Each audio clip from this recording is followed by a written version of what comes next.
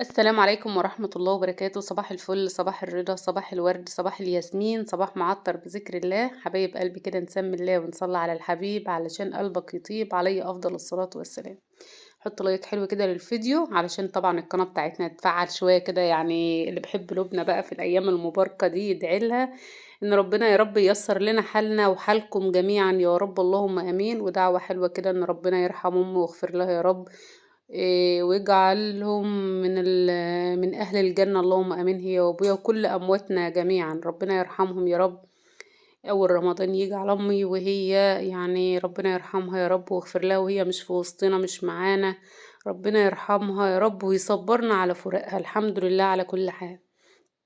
طبعًا هنا بقى حبايب قلبي كل سنة وانتم طيبين، رمضان مبارك علينا وعليكم يا رب. طبعًا الفيديو دوّة أنا يعني باحمّله النهارده، يعني إحنا هنتسحّر النهارده بالليل، فأنا بصراحة ما كنتش حابة إن أنا أنزّل الفيديو ده أصلًا، لكن يعني حبيت كده كام comment جُه لي من إخواتي طبعًا مش هاقول غير كده، ومتابعينا المحترمين، يعني بيكتبوا كلام كده، يعني هُم أصلًا مش فاهمين هُم بيقولوا إيه، بس أنا مش هاقول هُم قالوا إيه، يعني هُم على الفيديو أنا حاطاه تعليق مثبت، آآ بس يعني حابة أوضّح كام نقطة كده لكام حد معيّن، يعني لأي حد بقى إن شاء الله يخش على قناة لبنى يبقى فاهم الدنيا فيها إيه. يعني الحمد لله لبنى مش بتاعة حوارات، لبنى مش بتحب يعني تعاطف، إن هي تتعاطف مع حد، يعني حد يتعاطف معاها وكده، يعني الحمد لله.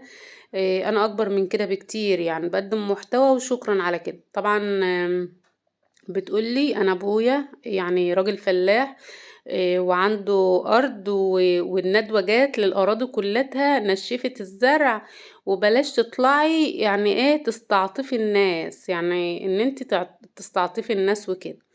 وأنا أبويا راجل فلاح وكلام كده، يعني مش متذكراه أوي، بس أنا عاملاه تعليق مثبت على الفيديو اللي فات. فهنا بقى يعني أنا هارُد عليها برضُك من خلال، يعني مش هي بس، كام حد كتب كلام زي كده برضُك. فأنا من حق المتابع عليَّ من حق إخواتي عليَّ اللي هم متابعيننا طبعًا المحترمين، اللي هم يعرفوا كل حاجة بالضبط يعني، ويفهموا برضُك علشان ما تكونش لُبنى بتحوّر عليهم أو بتاعة حوارات أو ترندات أو الكلام ده كله. أنا بقى لي 4 سنين الحمد لله رب العالمين على القناة، عمري ما طلعت بحوار كذب، وعمري ما طلعت استعطفت المتابع على حاجة كذب، ولا قُلت بينا حاجة ولا الكلام ده كله. هي غير مشكلة كانت بيني وبين أخويا، والصراحة يعني كانت المشكلة يعني صعبة، يعني أصلًا مش بتتحل يعني. فيعني برضُك يعني كتر الضغط بيولِّد الانفجار زي ما بيقولوا. فالحمد لله الأمور اتصلّحت، والحمد لله يعني الأمور بقت كويسة بيني وبين أخويا وابن أخويا وبنتكلّم مع بعض. وباروح لهم، بس هُم طبعًا مش بييجوا عندي، لإن أبو زياد يعني ما زال إن هُم لسه مش بيتكلّموا مع بعض ولا حاجة، بس أنا علاقتي بأخويا كويسة. يعني أنا كنت دايمًا أقول أيام أمي الله يرحمها، أنا بعيدة عن أي حوارات ما بين أخويا وأبو زياد وكده، وأنا بعيدة بُعد يعني. ف فالحمد لله يعني إن إحنا رجعنا مع بعض تاني وبقينا كويسين مع بعض، وربنا يا رب يرحم أمي تبقى نايمة مرتاحة كده في قبرها، اللهم آمين. طبعًا حبايبي يعني بُصّوا هاقول لكم على حاجة. يعني الزرع بتاعنا كده زي ما أنتم شايفينه أصلًا، يعني لو أنتم شُفتوا كده في الفيديو ورجعتوه تاني، هاحاول إن أنا أنزّل المقطع التاني يعني برضُك، لإن أنا باسجّل على الفيديو، فعشان برضُك تبقوا فاهمين كل حاجة كده بالضبط. طبعًا الزرع بتاعنا بدأ اللي هو ينشف أهوّة، ولو هي ندوة، زي ما هي بتقول الندوة عاملة زي دور البرد. عارفين دور البرد لمّا بييجي عند واحد في البيت تلاقي البيت كلّه اتعدى، يعني اتعدى كلّه، بقى البيت كلّه عنده برد والبيت كلّه تعب، هو دي الندوة اللي هي بتتكلم عنها. لكن أنتم لو شُفتوا ولاحظتوا الأراضي حواليّا كلّتها بسم الله ما شاء الله، ربنا يبارك لأصحابها يا رب، وربنا يرضيهم ويرضي الناس كلّتها ويرزقها. يعني هتلاقي أرض مصطفى أخويا اللي جنبي دي كلّتها زرقا، يعني مش لونها أصفر ولا حاجة. وبعدين رشة العفش ديّة يعني بتاخد وقت، يعني بتاخد وقت كده يعني وقت مش يعني سهل، يعني هي ما بانش عليها، هي مرشوشة أصلًا من قبل ما كنت أروح أعمل الفيديو اللي أنا عملته مع أخويا مصطفى أساسًا يعني. فهي لمّا اترشّت الرشة ديّة ما بانتش إلا بعد 5، 6 أيام، وبعد ما إحنا رشّيناها رشّة مادة سامة زي أي حد أو سماد ورقي، أو المادة بقى اللي هي بتنشط الزرع وكده. فالمفعول اشتغل اكتر يعني. هتلاقي الزرع بتاعنا خلاص بدأ يموت، مات اصلا الجدر من جوه السود. لو شفته في بداية الفيديو كده واحنا بنشور على الجدر بتاع الزرع اللي هو الاخضر وكده، هتلاقيه اسود. يعني ايه؟ يعني خلاص الجدر من تحت في الارضية نشف يعني جاي بقى من قلب الورق ده. لما احنا بنرشه مادة اللي هي المادة السامة او اي رش مغذي او اي حاجة في النبات، الرش ده بيجي على ايه؟ على الورقة، فالورقة بتمتصه فيرجع ينزل للساق، اللي هو الساق اللي هو الزرع، الجدر بتاع النبات اللي في التربة نفسها. بعد كده بيأثر على الجدر الأول اللي احنا بنرويه أصلا اللي في الأرضية أساسا ينشف. بعد ما بينشف بيعمل ايه؟ بينشف بقى كل حاجة في الأرض.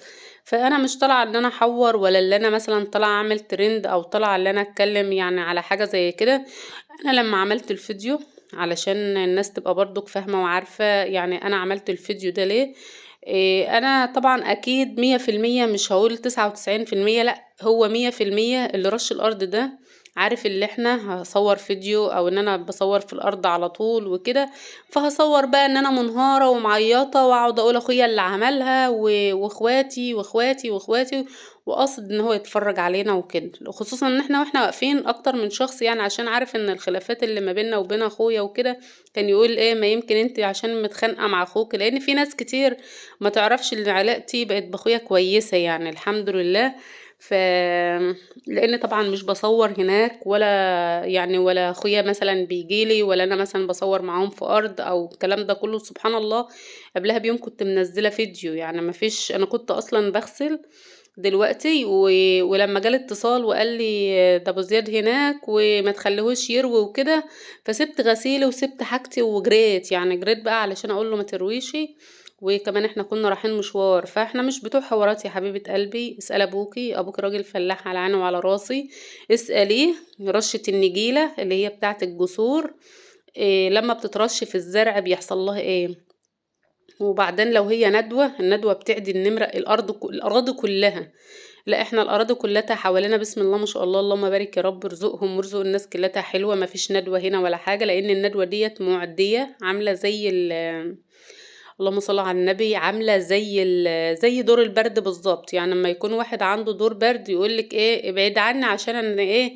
ما تعداشي او كده يعني. او زي الحصبة تقريبا، الحصبة معدية، لكن هو ده الندوة. لكن ان انت مثلا تبقى ارضك وكمان طب ما انا عندي 3 خطوط في الارض ما جرالهمش اي حاجة خالص خالص يعني.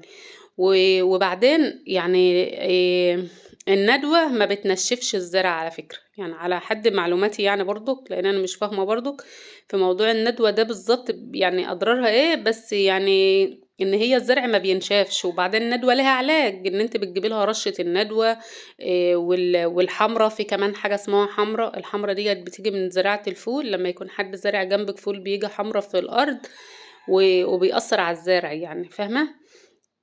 لكن ديت يعني ربنا، يعني حسبنا الله ونعم الوكيل، حسبنا الله ونعم الوكيل، حسبنا الله ونعم الوكيل في اللي حاربنا وأذانا في أكل عيشنا. طبعا أنا مش زعلانة، كل حاجة في ده ولادي والله العظيم، والله العظيم كمان مرة.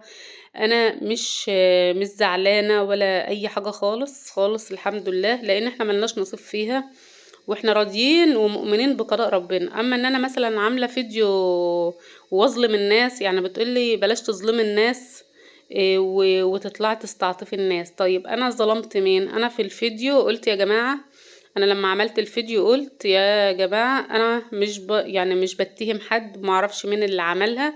ويمكن انا دلوقتي عدت على يقين يعني واثقه، يعني يعتبر 99%. 1% ممكن أقول لأ، و99% أقول هو.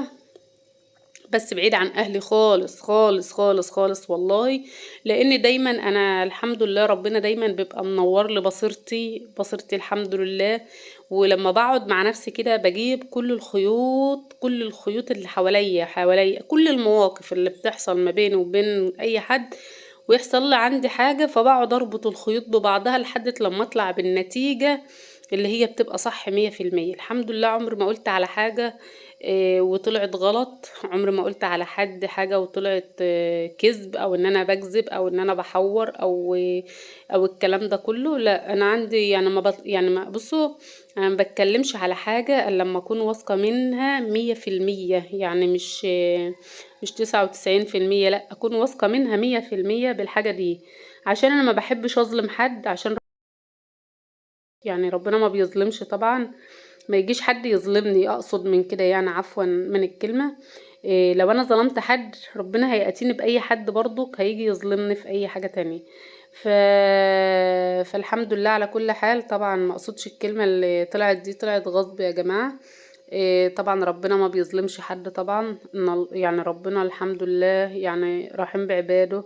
ربنا يغفر لنا يا رب ويرحمنا برحمته. من الناس اللي احنا اصلا يعني تحس ان احنا عايشين في وسط غابة، يعني حرب من جميع النواحي. يعني الحمد لله على كل حال. إيه، انا يعني بقول للي عمل الارض دي، انا لبنى ما بتنهارش، لبنى ما بتطلعش معيطة ولا منهارة ولا اي حاجة زي دي تهزنا خالص خالص. كنت عملت زي حركة زي ديت، فكل ده فدانا. احنا ياما مسكنا فلوس، وياما زرعنا اراضي، وياما قلعنا وزرعنا وخلعنا وكل حاجة بالنسبة لنا عادي. يعني الحمد لله طالما الواحد فيه صحة يقدر يجيب فلوس ويقدر يشتغل، يا رب كده نفضل دايما كده يعني شوكة في ظهره. نفضل كده دايما شوكة في ظهره.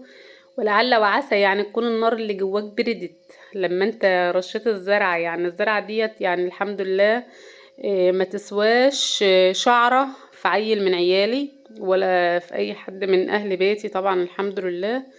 فكل ده حاجات متفاتة يا جماعة. يعني انا كنت بربي طيور، كان بيبقى عنده طيور على السطح بتاعي ده. يعني هو السطح بتاعي اصلا مكركت زي ما انتم شايفينه كده، شكله مش عاطفي خالص.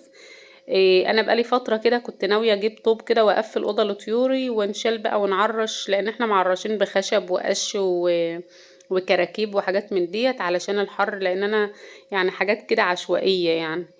فان شاء الله كده يعني الخشب ده كان ولادي بقى اللي جايبينه. كنا جايبين عروق كده خشب من زمان، وهم اصلا يعني كانوا شاريين حمام كده ومربيين حمام على السطوح.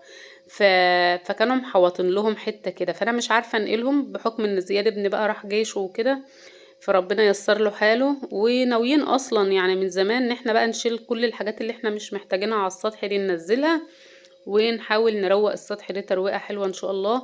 لكن احنا يعني مش هنعمل في حاجة. يعني هو اساسا انا هعمل فيه اوضه لطيوري وبس. يعني مش هعمل حاجه بقى ان انا مثلا ابني، عشان ما حدش يفهمني بطريقه غلط، ان انا لا هبني بس قلبة السلم كده من فوق. انتوا عارفين ان السور بتاع السلم بتاعي ما كانش له، يعني السلم اصلا ما كانش له سور.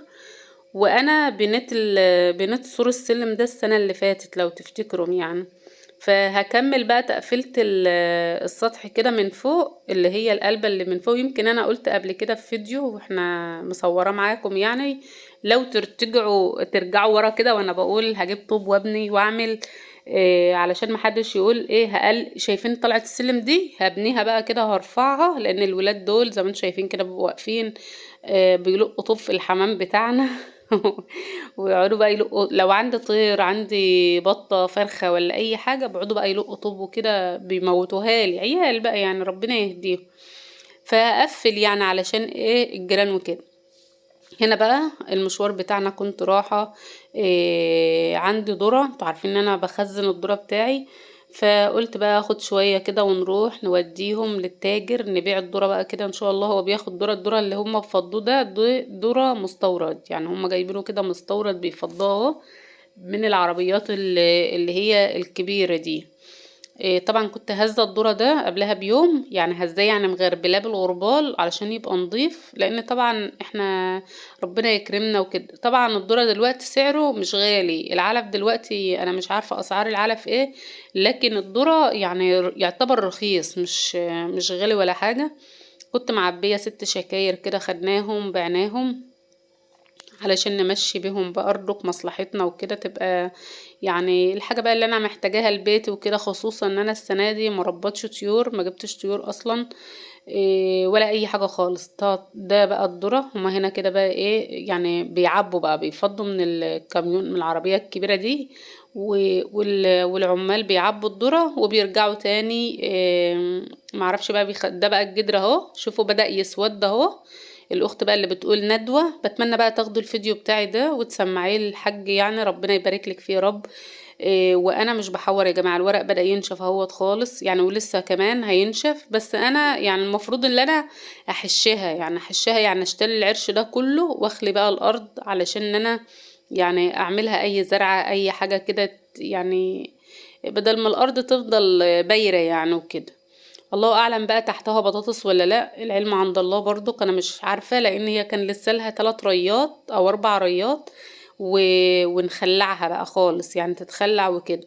خصوصا ان احنا كنا زارعين فيها 3 حملات يعني 3 حماميل يعني 3 قطع صغننين كده مقسمينهم للتقاوي. التقاوي دي بنحطها في التلاجة وبنطلعها بقى إيه نعملها البطاطس اللي هي الزبنطة اللي هي بتاعت الشتوى دي. كنت جايبة من انضف حاجة يعني، محمد ابن اخويا بيقول لي النوع اللي انتوا زارعينه ده انا بحبه جدا، يعني تقويتها بتكون جميلة وحلوة جدا جدا في كل حاجة، خصوصا ان احنا ما بنرشهاش يعني. شوفوا بدأ النبات بقى يعني اللي خد رش زيادة قوي هو اللي بدأ ينشف، يعني هو اللي بدأ ينشف. وانا اصلا يعني والله العظيم انا ما كنت حابة ان انا يعني اعمل فيديو ده اصلا، لان الموضوع عاد بالنسبة لي منتهي خالص خالص. بس ان شاء الله هنباشر معاكم الارض عادي زي ما لبنى كل مرة بتصور معاكم. ده اللي ما خدش رش اهو، ده الجزء ده يعني الرش ما اثرش فيه قوي، اللي هو اللون الازرق ده هتلاقي لونه حلو كده يعني، مش الرش ما جاش عليه كتير. لكن هتشوفي بقى اللي جه عليه الرش كتير ده هتلاقيه واضح وباين معاكي في قلب الزرع يعني. ده شوفوا ده ناشف خالص اهو، والتاني ازرق. لو هي ندوة، الندوة زي ما قلت لكم زي دور البرد بتعدي يعني. انا كنت هنا بقى بعد في الخطوط، هم 4 خطوط بس اللي فاضلين ليا حلوين، وبقية الارض بقى كده ايه ربنا يعوض علينا فيها يعني. الحمد لله على كل حال طبعا. وطبعا انا ما عدتش هتكلم في موضوع الرش ده اصلا، وانا لما صورت الفيديو علشان ناس كتير كانوا بيقولوا اخوكي، لا مش اخوكي، فقلت لا ابين ان هو مش اخويا، طبعا اخويا بعيد عن الموضوع ده خالص يا جماعة.